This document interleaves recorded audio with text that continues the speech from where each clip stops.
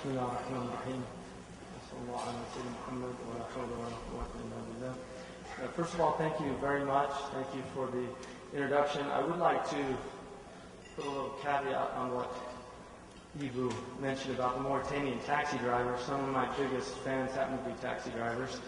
I was with my father in San Francisco, and we were walking across the street, and this taxi stopped in the middle of the road and rolled down the window, Shaykh Hamza Yusuf, Jazakallah khairan. And then he drove off, and my father just looked at me and said, do you know that person? But I will say why he said that I was beloved of God, and it has nothing to do with me. The village that he happens to be from, they're all convinced that they're all beloved of God, and they figure that anybody that gets there has to be beloved of God. So I just wanted to correct that. Anyway, this is a wonderful thing. It's extraordinary to see so many young people. We were just talking about Bob Dylan earlier, and when he spoke at the Tom Paine Award he was given back in 1963, he said it was very depressing to see so many bald-headed people in the audience, and that he really felt that the world's problems had a lot to do with the fact that bald-headed people were largely running the world, and he thought people with more hair should run the world. So I do agree with that basic philosophy. I think the young people need to have a coup d'etat and really get rid of a lot of the old people that have been around far too long and have become far too cynical, and that's one of the major problems with being around too long. I used to be convinced that as you got older, that mortality became more present in your life. What I discovered is actually as people get older, immortality becomes more present because they've been there so long. Up and you have your tea and your coffee and your marmalade and your toast, and it's Groundhog Day, and nothing seems to change. And if you remember in Groundhog Day, he just kept trying to kill himself. He was trying to get out of this thing. So I think, a lot of people, young people, I think, are often much more aware of their mortality. And that's certainly what happened to me when I became a Muslim. What precipitated was a car accident when I was 17. I actually converted when I was 18. But mortality was just so present in my life. And I think in many ways, my own life is a testimony to both the problems, what's wrong with religion, and what's right with religion. Because my own religious evolution was one that I've been through many different stages in my religious experience, and it's enabled me to understand a lot of different religious phenomena out there. Because when I see people at different stages, I see myself. And I'm hoping that some of the extraordinary saints that I've been fortunate to meet in my life, I hope that maybe that's the future, to be in that state of tranquility and peace that religion is supposed to bring people. But religion is an evolution. One of the things that I wanted to talk about, and I really came here on extremely short notice. So I was in St. Louis, and the people that I was working with were finagling whether I could come here because I have to go to Washington, D.C. tomorrow morning. But what I would like to say is that there are probably, I think, many dangerous things in the world. And the world in many ways is a dangerous place. It's a precarious place to be, certainly, and life and death is one heartbeat, one breath separates the two phenomena.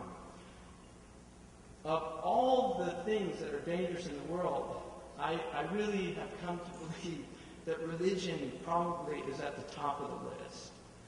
It is an extraordinarily dangerous human phenomenon. I would put up at the top of the list with religion political certitude. And under political certitude, I would say that inclusive of that is nationalism and also utopian political philosophies in which people believe that the only way to organize human societies is my way, whether it's radical Marxism or free market capitalism or whatever type of social organization people are absolutely certain is the end of history. There's nothing beyond it, that we've arrived. And the third thing that I would put at the top of that list is cynicism. And cynicism is a wonderful word. It's from a Greek word which means dog-like. Dogs bark at everything. The cynic is a human phenomenon. I think one of the great challenges of life is that you will either become a cynic or saint. That's what the world will do to you. And you see people, I see people all the time, and I really want to ask them the question, what in the world has the world done to you? Because the world can really rip people apart. It can tear them up. It can destroy human hearts. It can take people that have a goodness and turn them into such cynics that they no longer believe in goodness. They can't trust the people that are in front of them. One of my favorite films is, in fact it is my favorite film, is Akira Kurosawa's Redbeard. And that film is about a Japanese doctor who works in a free clinic for poor people in 16th century Japan.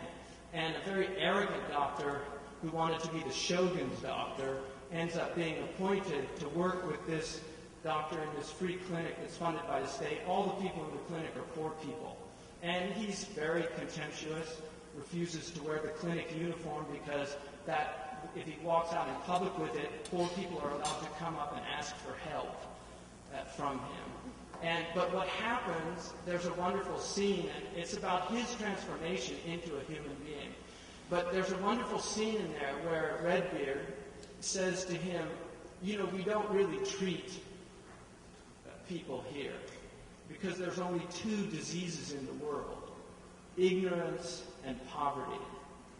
And that is what we have to treat. Here we're only dealing with the symptoms. And I think that is at the essence of what we're dealing with out there. And I would add to poverty extreme wealth. I think that's probably a third problem with the world. But, and I'm talking about real pharaonic type of wealth that's out there, and increasingly so. I would say that religion is dangerous because religion is about absolutes often, and religious people tend to be incapable of interiorizing fallibilism, the fact that I can actually be wrong.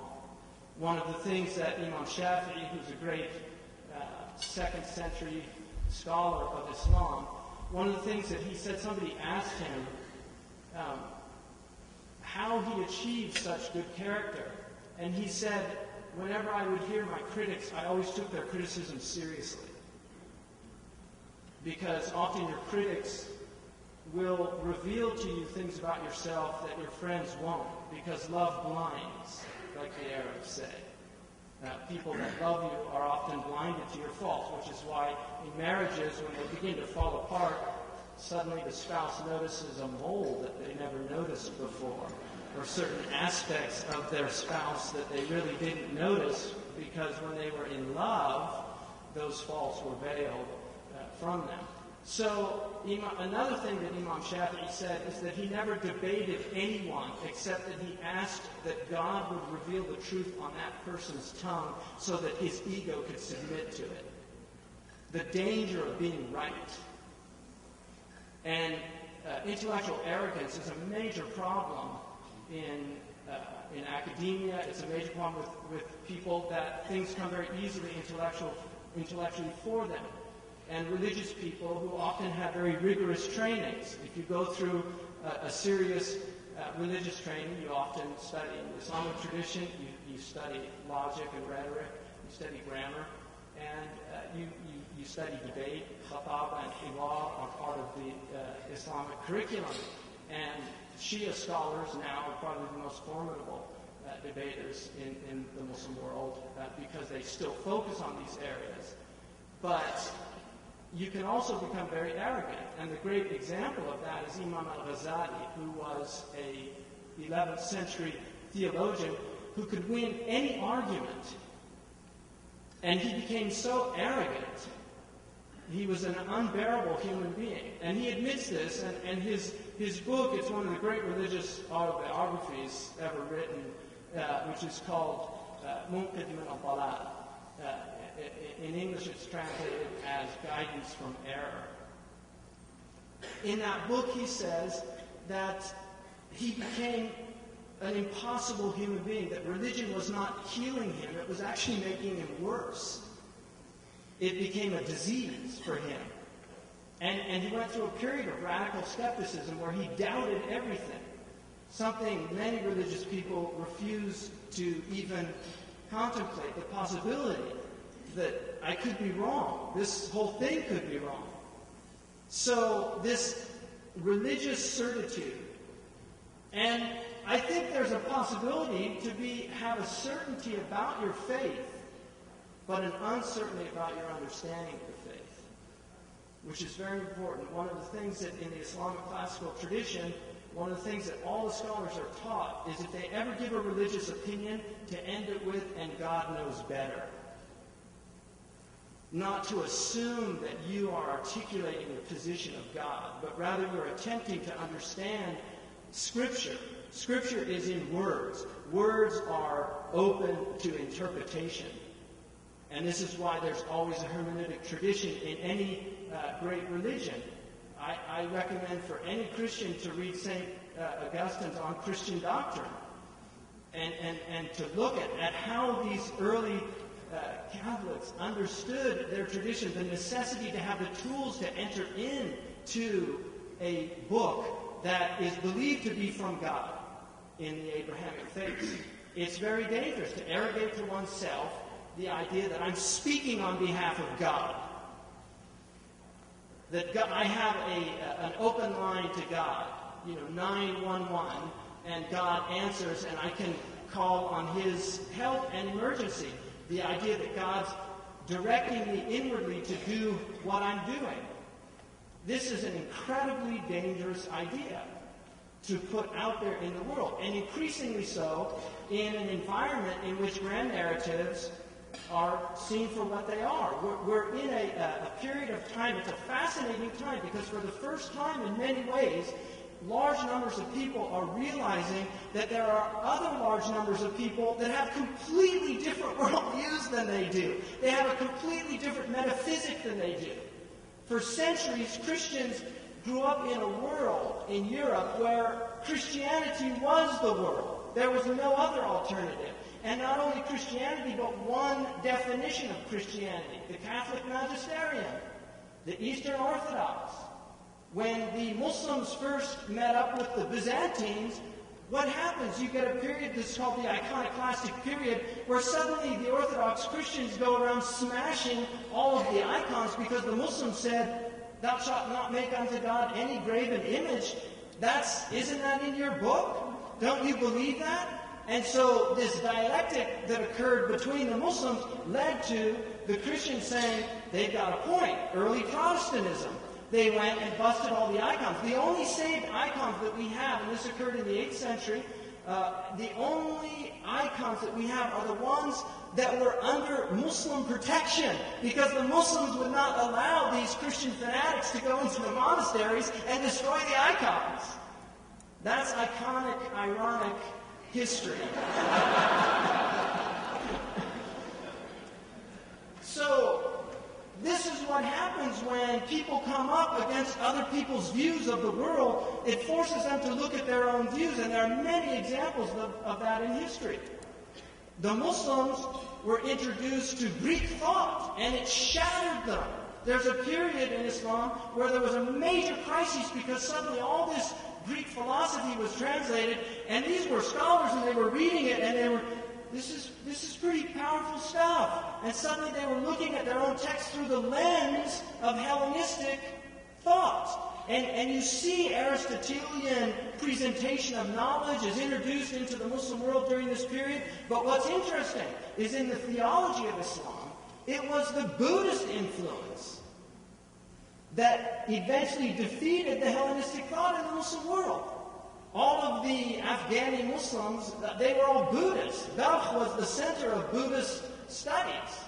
Nagarjunan logic was studied in Balkh, Afghanistan.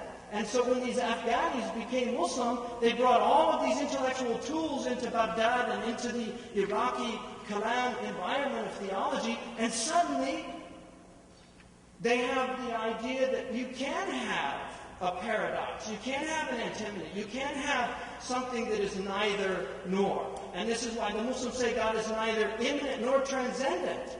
That's not a Hellenistic idea. That's a Buddhist idea. But that's part of the Islamic doctrine today, that God is neither connected to creation nor disconnected from creation. It's a very fascinating part of Islamic history. My point is that when people are confronted with other people, the best thing that they can do is learn from them. But often we get entrenched out of fear because it challenges us. And suddenly, this person doesn't believe what I believe. I just got a letter from a young man who studied in Walla Walla, Washington, where I happen to have been born. Whenever Arab asks me where I was born, I say Walla Walla. And they can't believe it. Because Walla Walla in Arabic means by God, by God. So their response to me is, Walla Walla? You know, really? That's another way of saying really in Arabic, Walla Walla. But he was studying at Whitman College, and he told me he grew up in Saudi Arabia, had studied in the Saudi worldview, and suddenly he was taking courses reading Nietzsche, reading Hume, reading Locke. He had to take a Western Civ course, and he said it created an incredible amount of turmoil in his heart. He said he was weeping at the night. We forget that there's people out there having these human experiences in dormitories all over this country, all over the world, you know, being confronted with ideas that they've never thought of or heard before. And this is the power of ideas, that they cause this inner turmoil, like the sand in the oyster shell that can eventually become a pearl. If we understand what the purpose of that agitation is. But he was right in telling me that he was having this major crisis in his life. And he said in the end, it was this incredibly liberating experience because he was able to go back to his tradition with all these new ways of looking at it.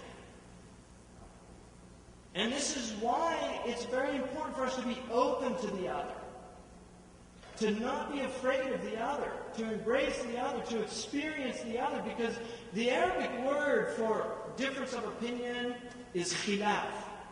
And it comes from a word khalafa, what you leave behind, and the word khalfiyya, which means your background. The idea that everybody who comes into a conversation comes with a different background. And differences often come about because of our different backgrounds. They are not necessarily wrong. They're actually ways of enhancing and enriching our human experience. And this is why it's so absolutely essential for us to recognize the immense danger in the certitude of religion. I really believe that this is an incredible danger in the modern world. And if we don't, as religious communities, and I'm talking about the religious people, if we do not address this fundamental problem in a very deep way, we will continue to have the type of religious madness that is not just occurring in the Muslim world. It would be nice if it was only the Muslims that were crazy. Right? Wouldn't that be wonderful? Well, the problem is the Muslims are convinced it's only the Christians and the Jews that are crazy. I was in Saudi Arabia. I got into a taxi, and this Saudi Bedouin taxi driver recognized me because I have a television program on Arab satellite thing. And he recognized me. He said, "Min America, from America." And he said, "Can I ask you a question?" I said, "Sure." He said, "Why do they hate us?"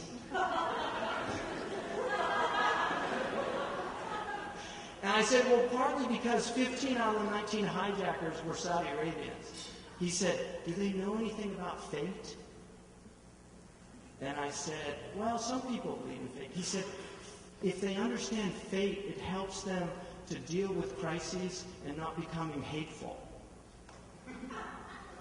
That was his. This was a taxi driver. You know, if they understand that bad things happen in the world, that you can actually deal with those in ways that you don't become hateful towards other people. And I just thought that was such an amazing, wonderful way of looking at it from this very simple Bedouin taxi driver. And I can assure you, in my travels around the Muslim world, Ed Bradley asked me, why do they hate us? And he had told me right before that he was just in Egypt. And I said, well, you were just in Egypt. How did they treat you? He said, great. I had a great time. I said, well, maybe they don't hate you. I mean, that's called begging the question. There's an assumption underlying that. We're not asking that fundamental question, do they hate us?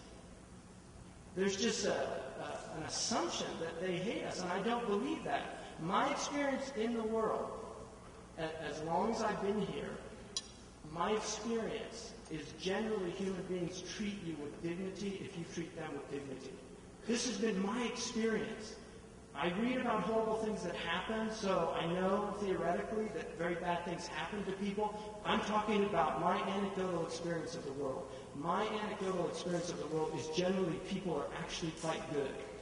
And the lesson that Redbeard teaches this doctor is what most people need is human kindness.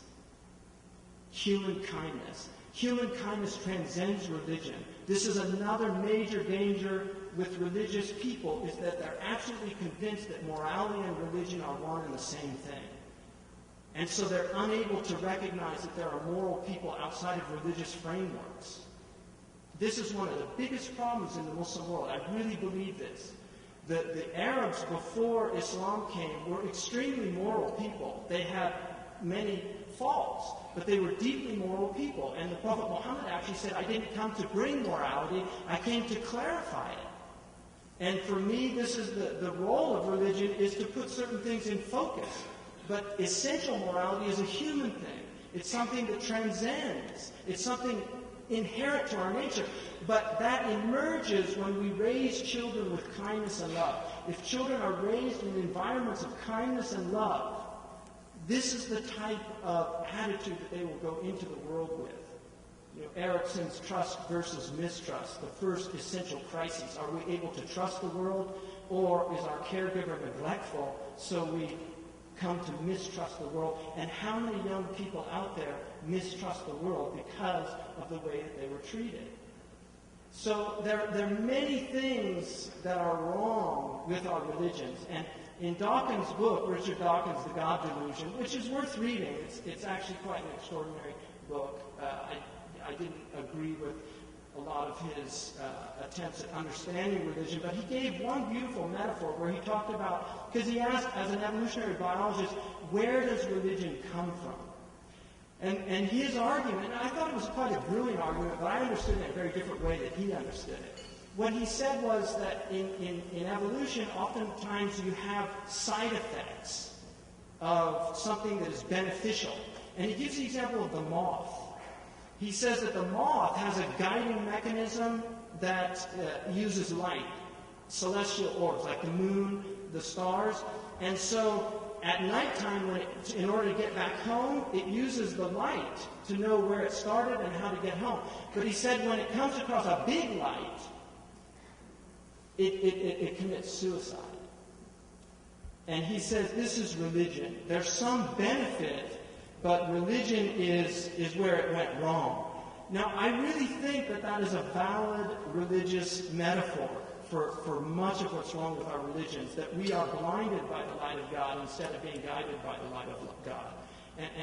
And so I think it is a valid point. I think that in many ways, religion has gone wrong. In some ways, because religion, if we accept the premise that it is divine, or sacred if you're outside of a theistic tradition, that the divine light is always filtered through the human experience, through the human mind. And in that way it becomes refracted and often distorted. And so we have an immense capacity to distort our religious understanding. And that is extremely dangerous when we're convinced that we have 20/20 divine vision, that we're seeing as God intended for us to see. And that's where that humility is so important, to be humus of the earth, to be a low thing, a humble thing. And this is the essence of good religion, is that it should inculcate in us a humility, an intellectual and spiritual humility. One of the most beautiful things that I ever heard from a Yemeni teacher, somebody said to him that he was going back to America, and he said it was going to be very difficult to live in, because he was in a completely Muslim environment. It was very going to be difficult to him to live amongst these disbelievers. And he said, well, I'll give you something to help you do that. It's a true story. He said, anyone that you see, assume that they're better than you in the eyes of God. Because you don't know what their state is with God. Nobody knows that. And so always assume they're better than you, and that will help you to live amongst them. That's classical Islamic teaching. That's not a redaction.